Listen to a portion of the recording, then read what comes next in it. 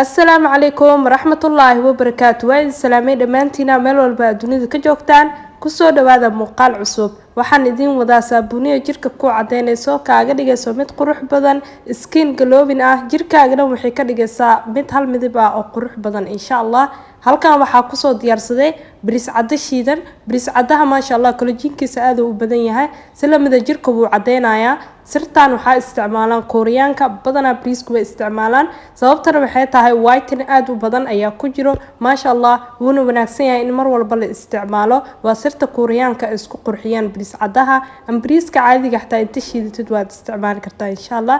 sidoo kale waxaa soo diyaarsaday laba xabo oo saabuun ah saabuun doof oo jab ah ka isticmaalaya iyo saabuun huruud ka samaysan saabuuntaasna waxaa ka isticmaalayaa ayada halka xabadan ma sha Allah jirkaaga dhan hal midab oo qurux badan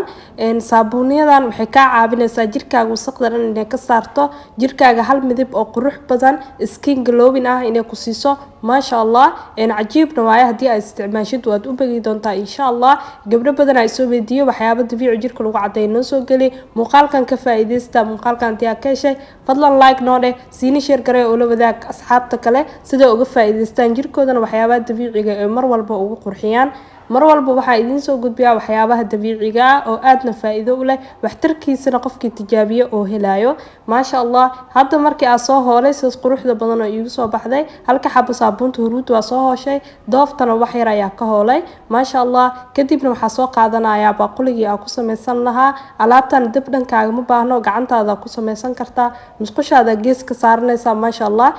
fridge u baahan tahay fridge hadii ay haysanin waxa sameynaysaa suuliga ayaa gees ka saaranaysaa isbuuci in kugu filan ayaa samaysanaysaa hadii aad fridge haysatidna bishii in kugu filan samayso hadda saabuuntii inta ku wada gadistay kadibna waxa ku daraaya caanaha qumba ayaa ku qasaya caanaha qumba guriga ayaa ku hagaagsan kartaa qumba caadiga soo gadaysa kadibna waa shiidaysaa caanihiisa waa isticmaalaysaa miska miiraysid sidiisa ku isticmaale moisturizer oo jirka ku siinaya saliid dabiici oo leeyahay jirkaaga daraayin hadii uu yahay kareen kasta amrisid isla marka uu ka qalalayo uu ka saaraya jirka jactadka uu ka biinaya rafka jir liishe oo siman ayuu kaaga dhigaya qumbaha aad u fiican yahay saliidis waa isticmaal kartaa caanahan waa isticmaal kartaa waxa si fiican saabuun marka samaysanaysid caanaha inaad ku samaystid jirkana whitening ku siinaysa ma sha Allah alaabtan hadii aad isticmaashid jirkaaga aad ku dhaqdid isbuucu hore isbedel ayaa ka dareemi doontaa jirkaagana wuxuu noqon doonaa mid iftiin leh oo dhalaal badan insha Allah had sidaas isku qasay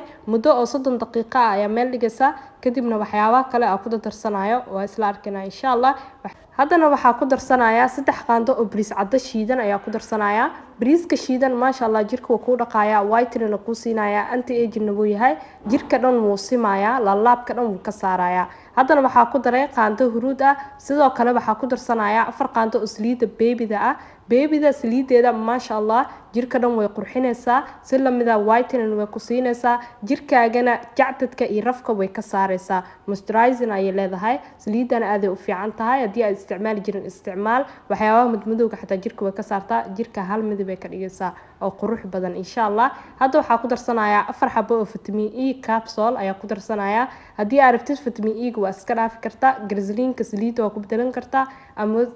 vitamin E oo saliid ah hadii ay haysatid insha Allah hadii ay haysanna waa iska deyn kartaa saliida qumbaha ayaa bedelkooda gashan kartaa iyo saliida babyda hadda waa isku shiidaya si fiican isku dhaxgelinaya ma sha Allah meesha waxa ka soo baxayso alaab dabiici ah oo qurux badan oo jirkaagana ka dhigayso jir qurux badan oo iftiin leh oo glowing ah oo smooth ah ma sha Allah jirkaagana soft markii aad taabatid waa u bagi doontaa wiiga horeeya aad isticmaashid isbedel weyn ka dareemi doontaa hadii aad markii ugu horeyso channelkeena daawanayso fadlan subscribe noo saar gambaleelkana furo si aad u noqoto daawada koowaad hadaa hore noo joogtana waa maasantahay muuqaalka like noo saar siini share garee oo la wadaag walaalaha kale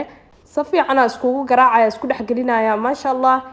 kadibna markii aad sidan u samaystid suuliga gees ka saaro maalin walba jirkaaga ku dhaq jirkaaga sidoo isku bedelo adiga arki doono mar walba aad qubaysanaysid jirkaaga hadii aad ku dhaqdid ma sha Allah jir qurux badan oo skin glowing ah oo smooth ah soft ah meesha ka soo bixi doono insha Allah gabdho badan ay soo weydiiyeen abaa kasoo hadal waxyaabaha jirka qurxinayo waa kana cashirkiini waa idin keenay ka faa'iideysta haddii aad ka faa'iideysta adiga haddii daawanayo lasii sheer garay walaalkaaga kale sidoo uga faa'iideysto oo waxyaabahan dabiicigana oo mar walba uu isticmaalo maasantiin sida quruxda badan ay sabad gareysaan ay taageertaan waa idinkaga mahadcelinayaa alaabtan haddii aad jirkaaga ku dhaqdo waa alaab lahoo jirkaaga ka dhigi doonto mid qurux badan oo iftiin leh haddii aad jeceshahay jirkaaga inuu kuu noqdo mid softi ah oo cad oo qurux badan adigoo isticmaalin waxyaabo kiimikaal ah alaabtan sameyso jirkaagana ku dhaq adiga u bagi doono insha Allah waa alaab dabiici ah oo jirkaagana ka dhigi doonto mid nacuum ah oo qurux badan